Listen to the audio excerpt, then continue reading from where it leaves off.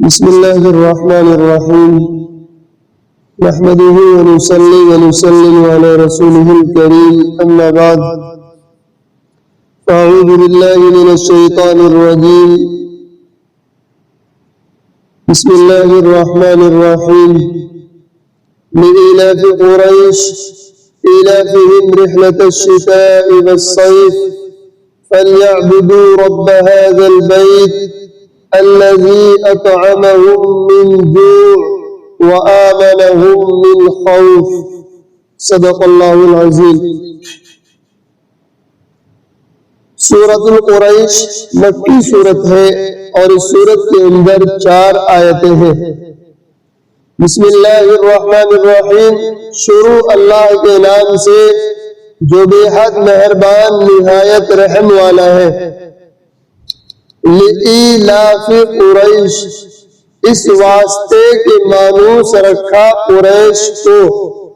ایلافہم رحلۃ الشتاء والصیف، مانوس رکھنا ان کو سفر سے جاڑے کے اور گرمی کے۔ فَلْيَعْبُدُوا رَبَّ هَذَا الْبَيْتِ، تو چاہیے کہ بندگی کرے اس گھر کے رب کی، الذی اطعمہم من جوع،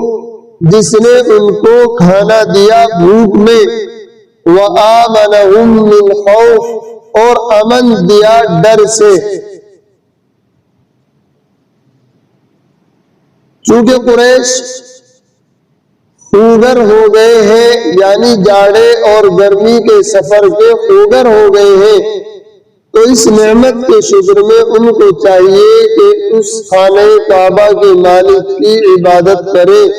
جس نے ان کو بھوک میں کھانے کو دیا اور خوف سے ان کو امن دیا۔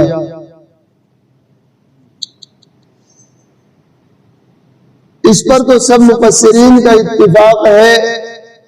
کہ معنی اور مضمون کے اعتبار سے یہ سورت سورہ فیل ہی سے متعلق ہے۔ اس سے پہلی جو سورت ہے سورہ الم تری، جس کا نام سورۃ الفیل ہے، تو اس پر تو سب مفسرین کا اتفاق ہے کہ معنی اور مضمون کے اعتبار سے یہ سورت سورہ فیل سے متعلق ہے، اور شاید اس وجہ سے بعض مصاحف میں ان دونوں کو ایک ہی سورت کر کے لکھا گیا تھا۔ دونوں کے درمیان بسم اللہ نہیں لکھی تھی، مگر حضرت عثمان غنی رضی اللہ تعالیٰ عنہ نے جب اپنے زمانے میں تمام مصاحف قرآن کو جمع کر کے ایک نسخہ تیار فرمایا اور تمام صحابہ کرام کا اس پر اجماع ہوا، اسی نسخہ قرآن کو جمہور کے نزدیک امام کہا جاتا ہے۔ اس میں ان دونوں سورتوں کو الگ الگ سورتیں ہی لکھا ہے، دونوں کے درمیان بسم اللہ لکھی گئی ہے۔ یعنی اس سے پہلے آپ کو معلوم ہو چکا کہ قرآن کریم کو ایک مرتبہ حضرت ابوبکر صدیق رضی اللہ تعالیٰ عنہ کے زمانے میں جمع کیا گیا تھا، اور کس طرح جمع کیا گیا تھا اس کی پوری تفصیلات آپ کے سامنے بیان ہو چکی۔ حضرت ابوبکر صدیق رضی اللہ تعالیٰ عنہ نے قرآن کریم کا ایک نسخہ تیار کرایا تھا، اور اس کو کرا کر کے سرکاری خزانے میں اپنے پاس محفوظ رکھا تھا، تاکہ کسی بھی وقت ضرورت پڑے تو اس کی طرف رجوع کیا جا سکے۔ اور اس کی وجہ بھی بیان کی تھی کہ اس کو کیوں کرنا پڑا تھا۔ حضرت عمر رضی اللہ تعالیٰ عنہ اس بات پر مصر تھے، اور انہوں نے بار بار حضرت ابوبکر صدیق رضی اللہ تعالیٰ عنہ سے یہ بات کہی کہ بہت سارے قراء جنگ کے اندر شہید ہو گئے، اور اس طرح لڑائیوں میں اگر بڑے بڑے قاری قرآن کریم کے حافظ شہید ہوتے رہے تو کہیں ہمارے ہاتھوں سے قرآن کریم کا ایک حصہ ضائع نہ ہو جائے، تو اس لیے قرآن کریم کو محفوظ کر کے اپنے پاس رکھ لیا جائے۔ تو بہرحال حضرت ابوبکر صدیق رضی اللہ تعالیٰ عنہ کے زمانے میں قرآن کریم کو جمع کیا گیا اور جمع کر کے سرکاری خزانے میں محفوظ رکھا گیا۔ اس کے بعد پھر حضرت عثمان غنی رضی اللہ تعالیٰ عنہ جو تیسرے نمبر کے خلیفہ تھے، ان کے زمانے میں پھر دوبارہ جمع کیا گیا، اور اس مرتبہ اس کی وجہ یہ تھی کہ دور دراز ممالک کے اندر چونکہ اسلام پھیل چکا تھا، وہاں آپس میں قرآن کریم کی قراتوں میں اختلاف ہوا اور لوگ ایک دوسرے کو غلط کہنے لگے۔ امیر المؤمنین حضرت عثمان غنی رضی اللہ تعالیٰ عنہ تک اس کی اطلاع پہنچی تو انہوں نے قرآن کریم کے 7 نسخے تیار کرائے، اور اس سے پہلے کے جو نسخے کسی نے اپنے ہاتھ سے لکھ رکھے تھے یا حضرت ابوبکر کے زمانے میں جو نسخہ تیار کرایا گیا تھا، ان سب کو اس لیے نظر آتش کیا گیا تاکہ لوگوں کے اندر اختلاف نہ ہو، اور صرف اسی کے اوپر جو انہوں نے جمع کرایا اس پر سب کا اتفاق اور اتحاد ہو جائے، اور اس میں ایسی لکھنے میں ایسے خط کا استعمال کیا گیا کہ قرآن کریم کی جو متواتر قرأتیں ہیں وہ سب کے سب اس کے اندر سما سکے۔ تو حضرت عثمان غنی رضی اللہ تعالیٰ عنہ نے جو مصحف تیار کرایا، جو نسخہ تیار کرایا قرآن کریم کا، اس میں انہوں نے یہ دونوں صورتیں الگ الگ لکھی اور دونوں کے درمیان میں بسم اللہ لکھی۔ اس سے پہلے بعض نسخوں کے اندر یہ دونوں صورتیں ملا کر کے ایک لکھی ہوئی تھی اور درمیان میں بسم اللہ بھی نہیں تھی۔ تو اس لیے تفسیر بیان کی گئی کہ اس بات پر تو تمام مفسرین کا اتفاق ہے کہ ان دونوں صورتوں کا مضمون ایک ہی ہے۔ مضمون کے اعتبار سے دونوں صورتیں سورہ الم ترى یعنی سورۃ الفیل اور سورۃ قریش مضمون کے اعتبار سے دونوں ایک ہیں۔ لإیلاف قریش، لإیلاف قریش میں حرف لام ترکیب نحوی کے اعتبار سے اس کا تقاضا کرتا ہے کہ اس کا تعلق کسی سابق مضمون کے ساتھ ہو، یعنی پہلے اس سے کوئی مضمون ہو اور اس سے اس کا تعلق ہو۔ اسی لیے اس کے متعلق میں متعدد اقوال ہے، یعنی یہ جو لام ہے شروع میں لإیلافی، کوئی مضمون ہے اس سے پہلے جو یہاں نظر نہیں آ رہا ہے، تو وہ کیا مضمون ہے اس کے بارے میں علماء کرام کے الگ الگ اقوال ہیں۔ پچھلی صورت کے ساتھ معنوی تعلق کی بنا پر بعض حضرات نے فرمایا کہ یہاں محذوف جملہ انا اہلکنا اصحاب الفیل ہے، یعنی ہم نے اصحاب فیل کو اس لیے ہلاک کیا کہ قریش مکہ سردی گرمی کے 2 سفروں کے عادی تھے، ان کی راہ میں کوئی رکاوٹ نہ رہے، سب کے دلوں میں ان کی عظمت پیدا ہو جائے، یہ پوری بات ہے۔ اور بعض حضرات نے فرمایا کہ محذوف یعنی جو جملہ اس سے پہلے چھپا ہوا یہاں ہے وہ ہے اعجبو، یعنی تعجب کرو قریش کے معاملے سے کہ کس طرح سردی گرمی کے سفر آزادانہ بے خطر ہو کر کرتے ہیں۔ اور بعض علماء نے فرمایا کہ اس کا تعلق اس جملے سے ہے جو آگے آیت میں ہے،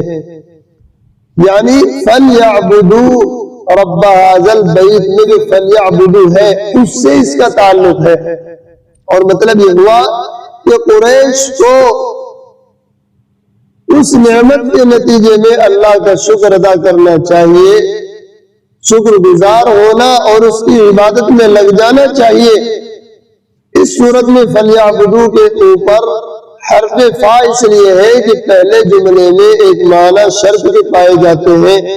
بہرحال اس صورت میں ارشاد یہ ہے کہ قریش مکہ چونکہ 2 سفروں کے عادی تھے، ایک سردی میں یمن کی طرف، دوسرا گرمی میں ملک شام کی طرف، اور انہی 2 سفروں پر ان کی تجارت اور کاروبار نربھر تھا، اسی پر ان کے کاروبار کا دار و مدار تھا، اور اسی تجارت کی بنا پر وہ مالدار اور اغنیا تھے۔ اس لیے اللہ تعالیٰ نے ان کے دشمن اصحاب فیل کو عبرتناک سزا دے کر ان کی عظمت لوگوں کے دلوں میں بڑھا دی۔ یہ پورے ممالک میں جہاں بھی جائیں لوگ ان کی تعظیم کرتے ہیں۔ اب قریش جو مکے کے قریش تھے، قریش مکہ جن کو کہا جاتا ہے، ان کو اللہ تعالیٰ نے کیا فضیلت عطا فرمائی کہ سارے عرب کے اوپر وہ فضیلت رکھتے ہیں۔ اس صورت میں اس کی طرف بھی اشارہ ہے کہ تمام قبائل عرب میں قریش اللہ تعالیٰ کے نزدیک سب سے زیادہ مقبول ہے۔ جیسا کہ حدیث شریف میں ہے کہ رسول اللہ صلی اللہ علیہ وسلم نے ارشاد فرمایا کہ اللہ تعالیٰ نے تمام اولاد اسماعیل میں سے کنانہ کو اور کنانہ میں سے قریش کو اور قریش میں سے بنی ہاشم کو اور بنی ہاشم میں سے مجھ کو منتخب کر لیا ہے۔ یہ آپ کا سب خاندان ہے۔ حضور اکرم صلی اللہ علیہ وسلم حضرت ابراہیم علیہ السلام کے بیٹے حضرت اسماعیل علیہ السلام کی اولاد میں سے ہے، اور آپ کے باپ دادا میں سے ایک کنانہ گزرے ہیں، انہی میں سے قریش ہے، اور قریش خاندان سے ہی بنی ہاشم جو ہاشم کی اولاد کہلاتی ہے۔ ہاشم حضور اکرم صلی اللہ علیہ وسلم کے پردادا کا نام ہے۔ حضور کے دادا تو عبد المطلب تھے، ان کے ابا تھے ہاشم، تو بنی ہاشم ہاشم کی اولاد کہلاتی ہے۔ تو بنی ہاشم میں سے حضور نے فرمایا کہ مجھے اللہ تعالیٰ نے منتخب کر دیا ہے۔ اور ایک حدیث میں رسول اللہ صلی اللہ علیہ وسلم نے ارشاد فرمایا کہ تمام آدمی قریش کے تابع ہیں خیر اور شر میں۔ اور پہلی حدیث میں جس خداوندی انتخاب کا ذکر کیا ہے، غالباً اس کی وجہ ان قبائل کے خاص ملکات اور استعدادیں ہیں۔ کفر و شرک اور جہالت کے زمانے میں بھی ان کے بعض اخلاق اور ملکات یعنی ان کی مہارتیں نہایت اعلیٰ تھے۔ ان میں قبول حق کی استعداد اور بہت کامل تھی۔ ان میں حق کو قبول کرنے کی استعداد بہت کامل طریقے پر موجود تھی۔ یہی وجہ ہے کہ صحابہ کرام رضوان اللہ تعالی علیہم اجمعین اور اولیاء اللہ میں بیشتر لوگ قریش میں سے ہوئے ہیں۔ یعنی صحابہ کرام جو تقریباً 1.25 لاکھ ہیں، ان میں بھی زیادہ تعداد خاندان قریش ہی کی ہے،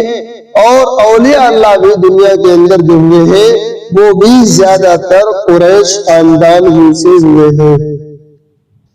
رحلت الشتاء والصیف، یہ بات معلوم اور معروف ہے کہ مکہ مکرمہ ایک ایسے مقام میں آباد ہے جہاں کوئی زراعت کوئی کھیتی نہیں ہوتی، وہاں باغات نہیں جن کے پھل مکے والوں کو مل سکے۔ اسی لیے بانی بیت اللہ خلیل اللہ حضرت ابراہیم علی نبینا وعلیہ الصلاۃ والتسلیم نے مکہ مکرمہ کے آباد ہونے کے وقت اللہ تعالیٰ سے یہ دعا فرمائی تھی کہ اس شہر کو جائے امن بنا دے اور اہل مکہ کو ثمرات کا رزق عطا فرمائے۔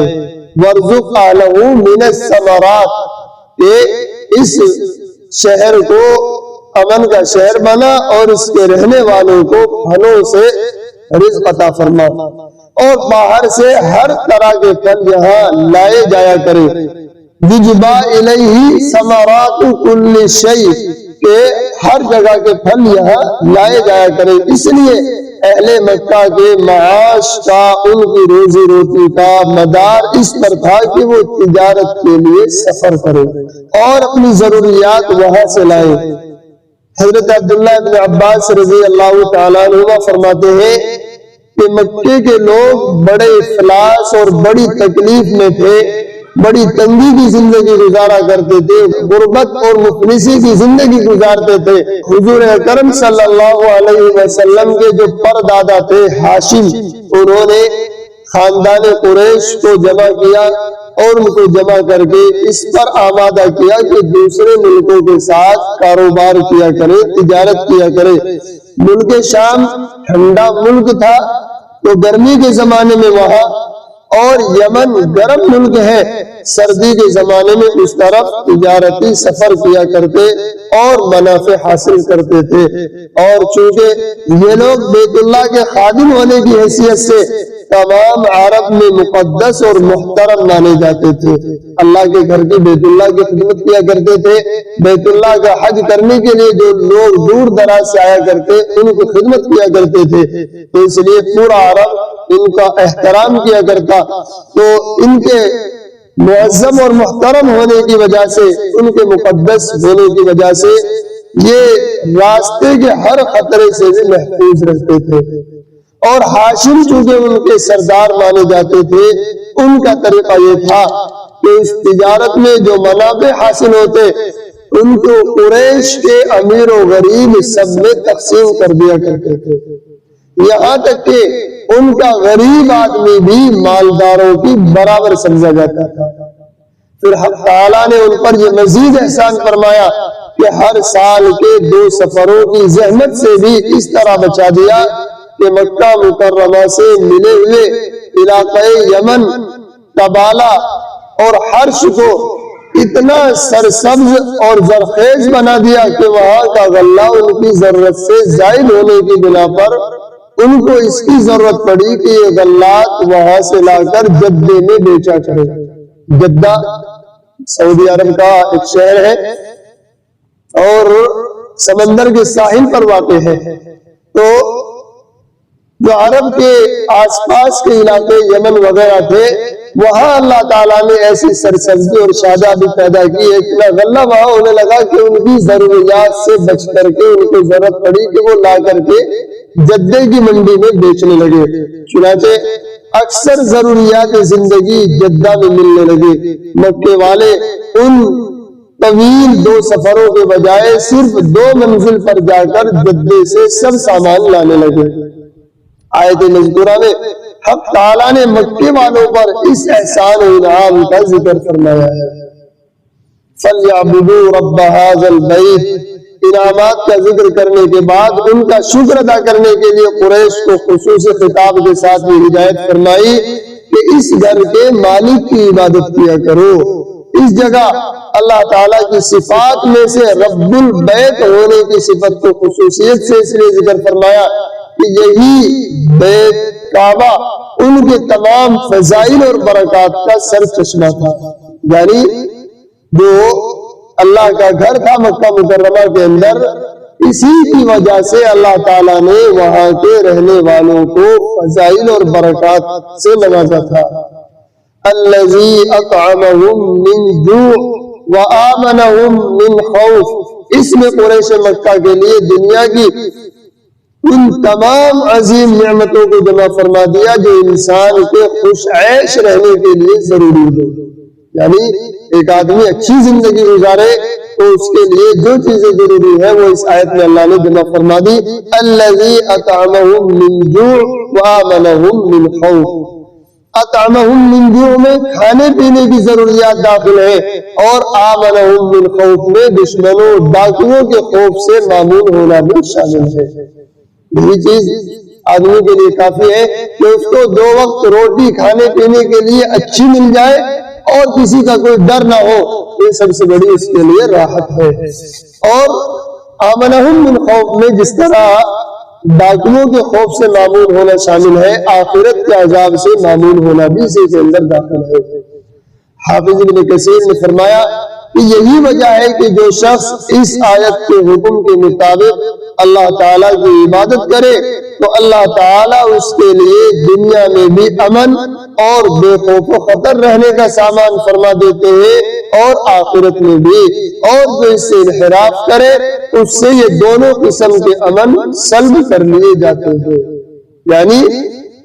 اللہ تعالیٰ نے جو اس آیت میں حکم دیا ہے فَلْيَعْبُدُوا رَبَّ هَذَا الْبَيْتِ، کہ اس گھر کے رب کی عبادت کرو،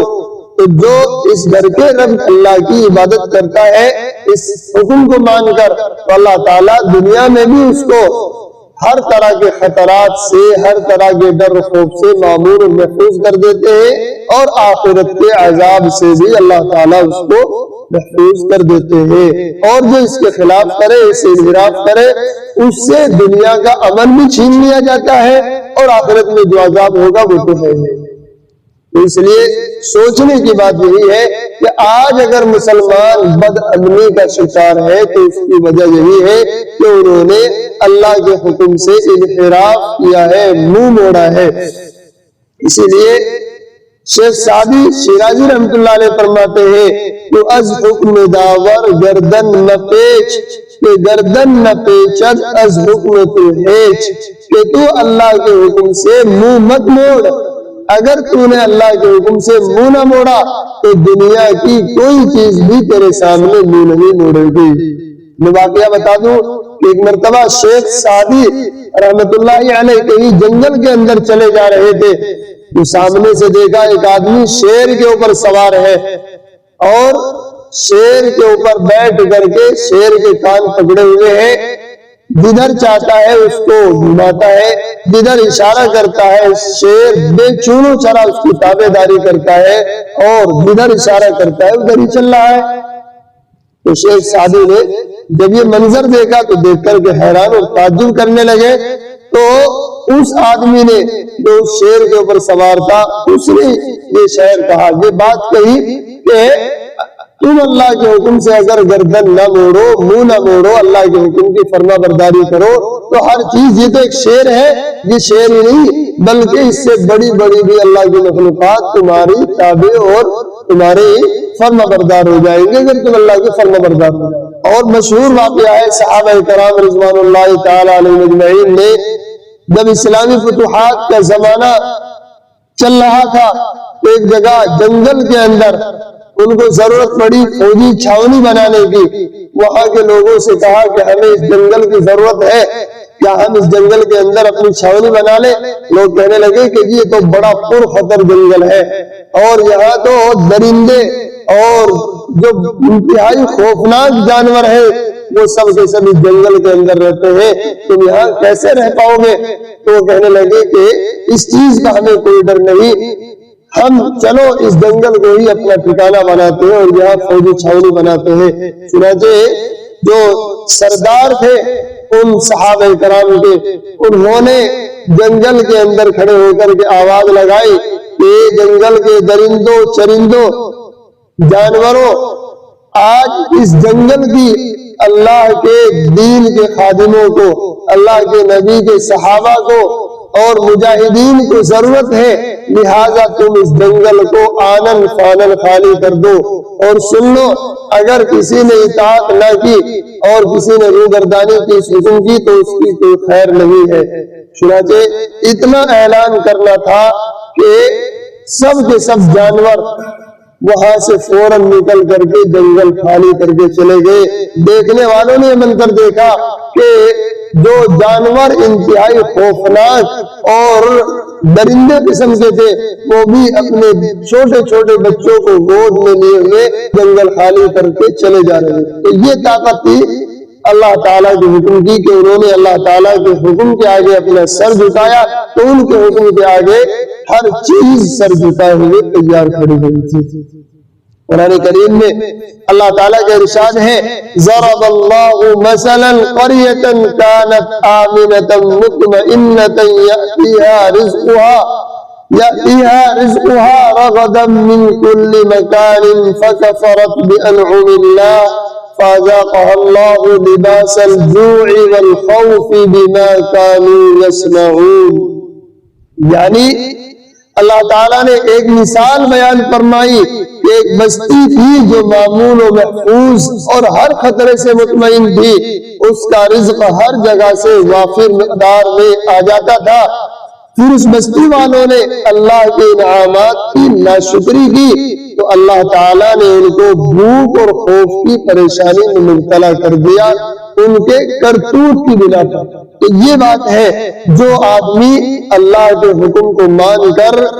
اللہ کی تابعداری کر کے اللہ کی عبادت کرتا ہے تو اللہ تعالیٰ دنیا کے بھی اور آخرت کے بھی ہر خوف سے اس کو امن اور امان عطا فرماتے ہیں، اور جو اس کی روگردانی کرتا ہے، اللہ کے حکم سے انحراف کرتا ہے، تو اللہ تعالیٰ اس کو دنیا میں بھی طرح طرح کے خوف اور خطرات کے اندر مبتلا فرما دیتے ہیں، اور آخرت میں بھی اس کے لیے مسائل کھڑے ہوتے ہیں۔ ابو الحسن قزوینی نے فرمایا کہ جس شخص کو کسی دشمن یا اور کسی مصیبت کا خوف ہو، اس کے لیے لإیلاف قریش کا پڑھنا امان ہے۔ یہ سورت کے فضائل ہے کہ اگر کسی آدمی کو کسی دشمن کا خطرہ ہے اور کسی طرح کا ڈر ہے تو لإیلاف قریش یہ سورت پڑھے، اس کا ڈر دور ہو جائے گا۔ اس کو امام جزری نے نقل کر کے فرمایا کہ یہ عمل آزمودہ اور مجرب ہے۔ حضرت قاضی ثناء اللہ پانی پتی رحمۃ اللہ علیہ، یہ بھی بہت بڑے مفسر ہیں، ان کی کتاب ہے تفسیر مظہری، تفسیر کی کتاب۔ تفسیر مظہری کے اندر اس کو نقل کر کے انہوں نے فرمایا کہ مجھے میرے شیخ حضرت مرزا مظہر جانے جانا رحمۃ اللہ علیہ نے خوف و خطر کے وقت سورت کے پڑھنے کا حکم دیا، اور فرمایا کہ ہر بلا اور مصیبت کے دفع کرنے کے لیے اس کی قرات مجرب ہے، یعنی ہر بلا اور مصیبت کو دور کرنے کے لیے اس سورت کا پڑھنا تجربے سے ثابت ہے کہ اس سے فائدہ ہوتا ہے۔ حضرت قاضی صاحب موصوف فرماتے ہیں کہ میں نے بھی بارہا اس کا تجربہ کیا ہے۔ اللہ تعالی ہم سب کو عمل کی توفیق عطا فرمائے۔ سبحان اللہ و بحمدہ، سبحانک اللہم و بحمدک، ونشہد ان لا الہ الا انت، نستغفرک ونتوب الیک۔